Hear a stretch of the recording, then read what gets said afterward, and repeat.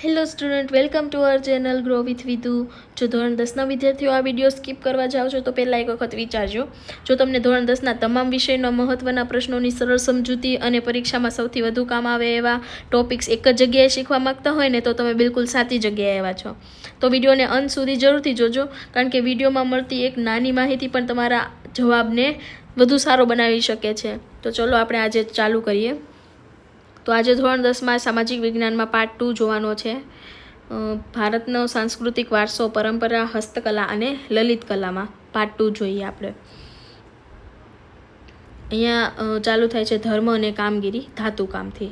ધાતુઓમાંથી ઉપયોગી વસ્તુઓ અને શસ્ત્રો બનાવવાની કળા ભારતમાં પ્રાચીન છે, બરાબર.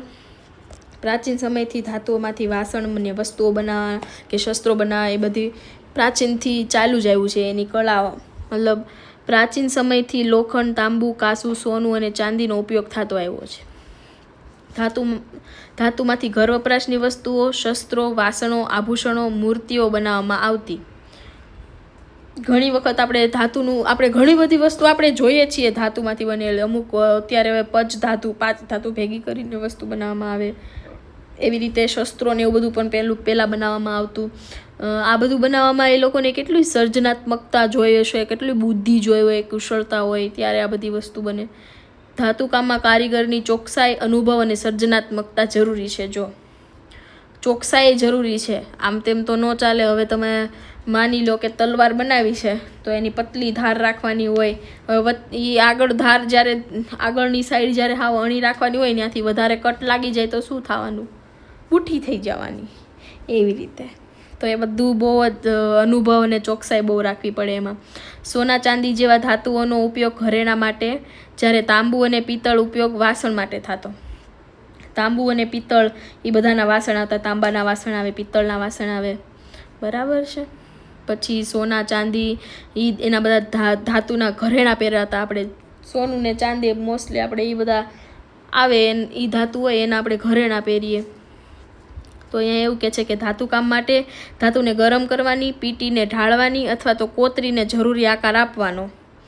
અને પ્રાચીન કારીગરો પાસે આધુનિક સાધન ન હોવા છતાં એની કામગીરી અત્યંત ઉચ્ચ કક્ષાની હતી. એ હાથથી એટલું ઝીણવટભર્યું કામ કરતા કે અત્યારના મશીનરી હોવા છતાં એવું કામ આપણને જોવા મળતું નથી.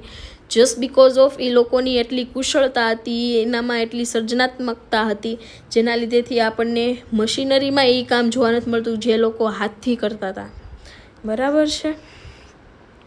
આગળ જોઈએ હીરા મોતીકામ અને મીનાકારી. આભૂષણોમાં સૌંદર્ય, કારીગરી અને પરંપરાનો સુંદર સંગમ એટલે હીરા મોતીકામ. હીરા અને મોતીનું હતું. ભારતના રાજા મહારાજાઓ અને અમીર વર્ગના હોય ને એ બધા હીરા, મોતી, માણેક, પન્ના, પોખરાજ અને નીલમ જેવા રત્નોનો ઉપયોગ કરતા. આપણે કેવું હોય કે સામાન્ય પ્રજા હોય એ બધું તો આવું ઓછું અફોર્ડ કરી શકતી હોય, પણ જે આ મહારાજા હોય, અમીર લોકો હોય ત્યાંના એ ટાઈમના, એ બધા આ બધી વસ્તુઓ પહેરતા ને રાખતા. સોનું, ચાંદી ને એવું બધું. સોનું જોકે ચાંદી એ લોકો નહીં રાખતા હોય, ખાલી સોનું ને એવું બધું તે હીરા, મોતી, માણેક ને એવું જ એ લોકો રાખતા, બરાબર. મીનાકારી એટલે સોના ચાંદીના આભૂષણો પર રંગીન નકશીકામ કરવાની કળા. જયપુર, લખનઉ, દિલ્હી, વારાણસી અને હૈદરાબાદમાં આ કામગીરી જાણીતી છે. રત્નોની પસંદગી, કાપકામ અને ગોઠવણી ખૂબ જ ચોકસાઈ જરૂરી છે. રત્નો હોય એમાં આપણે હવે રત્નો છે નાનો એવો હોય, એની અંદર કેટલા પેલ પાડવાના હોય, એ બધા એકદમ કેવા ટાઈપના હોય. અત્યારે આપણે એવા રત્ન બી હોય છે કે એક ખાલી આમ રાખે ને, એક સાઈડ લાઇટ રાખે ને એટલે આમ બધી સાઈડથી એનો પ્રકાશ પરાવર્તન થઈને બહાર નીકળે. એટલે એનામાં કેટલી કુશળતા હોય ત્યારે આ બધી રીતે કોતરકામ થઈ શકે, બરાબર. એટલે એમ કહે છે કે ચોકસાઈ જરૂરી છે. આ કળામાં સૌંદર્ય સાથે કારીગરીનું ગાણિતીય જ્ઞાન હોવું જોઈએ ને સૂક્ષ્મ નજર પણ મહત્વપૂર્ણ બને છે. એટલે ઝીણવટભર્યું કામ છે આ બધું, બરાબર. જરીકામ, કપડા પર સોનાની ચમક. સુંદર વસ્ત્રોને વધુ આકર્ષક બનાવતી પ્રાચીન હસ્તકલા. જરીકામમાં સોના અને ચાંદીના તારનો ઉપયોગ કરવામાં આવે છે. આ તારથી કપડા પર સુંદર નકશા, ફૂલ, પાંદડા અને અન્ય આકૃતિઓ બનાવવામાં આવે છે. પાનેતરની સાડી અને ઘરેણા જેવા વસ્ત્રોમાં જરીકામ વિશેષ સ્થાન છે. સુરતના કુશળ કારીગરો જરીની કિનારી લગાડવામાં અને સુંદર કામ કરવામાં પ્રસિદ્ધ છે. ગુજરાતની અંદર સુરત શહેર છે, જેમાં કુશળ કારીગરો છે કે જે જરીના આ બધું કામ કરે છે. એવું સુરતની અંદર થોડુંક આવેલું છે એવું કહે છે. બરાબર. અહીંયા એવું કહે છે જરીકામમાં વસ્ત્રની કિનારી, મધ્યભાગ અથવા સંપૂર્ણ સપાટી પર નાજુક ડિઝાઇન બનાવવામાં આવે છે. લગ્ન અને ધાર્મિક પ્રસંગોમાં વસ્ત્રોમાં જરીકામનું વિશેષ મહત્વ છે. બરાબર. લાકડું અને જડતર કામ. લાકડાની કારીગરીમાં ઉપયોગિતા સાથે કલાત્મકતા પણ જોવા મળે છે. લાકડાની કલા. પ્રાચીન સમયમાં મકાનો અને બારીઓ લાકડાનો ઉપયોગ થતો અને સમય સાથે લાકડાની મૂર્તિ, રમકડા, ફર્નિચર, ઘરેણાં બધું જ બનાવવામાં કળા વિકસતી ગઈ. પછી અહીંયા એવું કે છે લાકડું, હાથીના દાંત, ધાતુ અને અન્ય સામગ્રીને જોડીને સુંદર નકશા અને ડિઝાઇન બનાવવામાં આવે છે. ગુજરાતમાં આ કળાનો પ્રાચીન વારસો જોવા મળે છે. જડતર કામ. બરાબર. લાકડાની કારીગરીમાં કોતરકામ, નકશીકામ અને જોડકામ જેવી પદ્ધતિનો ઉપયોગ થાય છે. ઘરના દરવાજા, બારીઓ, ફર્નિચર અને ધાર્મિક વસ્તુઓમાં આ કળા જોવા મળે છે. લાકડામાંથી આપણે કહીએ કે શું થઈ શકીએ, આપણે વિચારીએ તો ફર્નિચર છે. બધું ફર્નિચરમાં ઘણું બધું ઇન્વોલ્વ થાય. ખુરશી છે, ટેબલ છે, પછી બારી બાયણા છે, ઘરના મેઇન દરવાજા છે, એ બધું લાકડામાંથી તે બને. હવે તો બધી જ વસ્તુ બને છે લાકડાની. બોટલ પણ આવે છે, ચપ્પલ પણ હોય, બધી જ વસ્તુ. બરાબર છે. આગળ જોઈએ ચિત્રકલા, રંગોથી જીવંત વાર્તા. ભારતીય ચિત્રકલા પ્રાચીન સમયથી સૌંદર્ય અને અભિવ્યક્તિનું મહત્વ માધ્યમ રહી છે. પ્રાચીન ગુફા ચિત્રોથી લઈને ભીંતચિત્રો સુધી ભારતીય ચિત્રકલાની સમૃદ્ધ પરંપરા છે. અજંતા ઇલોરાની ચિત્રો ભારતીય ચિત્રકલાના અદ્ભુત નમૂના છે. અજંતા ઇલોરામાં ચિત્રો છે એ ચિત્રકલાના અદ્ભુત નમૂના છે. પછી પૌરાણિક કથાઓ, ધાર્મિક પ્રસંગો, પ્રકૃતિ અને માનવ જીવન ચિત્રોના મુખ્ય વિષયો રહ્યા છે. માટીના વાસણ, કાપડ અને ઘરની દિવાલો પર પણ આપણે ચિત્રો અને નકશીકામ જોવા મળે છે.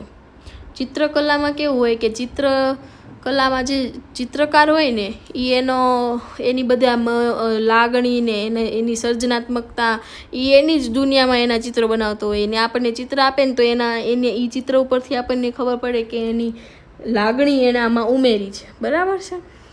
આપણે જોઈએ કે ચિત્રકાર રંગો અને રેખાઓ દ્વારા વિચારો, લાગણીઓ અને કથાઓને દ્રશ્ય સ્વરૂપે આપે છે.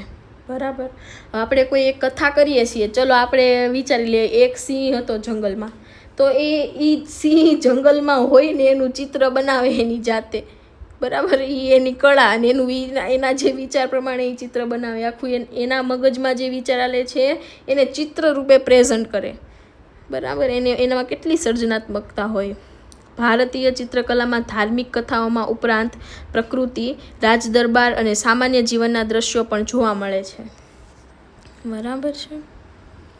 તો આજે આપણે પાર્ટ 2 કમ્પ્લીટ કર્યો. હવે આપણે પાર્ટ 3 જોઈશું, જેની અંદર આપણું ચેપ્ટર કમ્પ્લીટ થઈ જશે. થોડાક એવા ટોપિક બાકી છે જે મેં પાર્ટ 3માં કમ્પ્લીટ કરાવી દઈશ. ઓકે. અને તમને આ બહુ શોર્ટ મટીરિયલ છે કે જેની અંદર તમારે કશું જ મહેનત કરવાની નથી. આટલું જ યાદ રાખો, લર્ન કરો, એટલે આમાંથી તમારે ચેપ્ટરના માર્ક કવર થઈ જશે. જેટલા તમારે આ ચેપ્ટરમાંથી 4 માર્કનું પૂછાવાનું હોય તો તમારા હું જેટલું તમને મટીરિયલ પ્રોવાઈડ કરું એમાંથી તમને 4 માર્કનું પૂછાઈ જશે. ચેપ્ટર તમે જોવા જાઓ ને તો 10 પેજનું ચેપ્ટર છે ટેક્સ્ટ બુકમાં. બરાબર છે. તો આ તમે બુકમાં લખશો ને આટલું મેં જે પાર્ટ 3 બનાવું, 1 થી 3 પાર્ટ તમે બુકમાં લખશો ને તો હાર્ડલી તમારા 2 કે 3 પેજ થશે. બરાબર. તો તમારે એટલું ઇઝી થઈ જાય.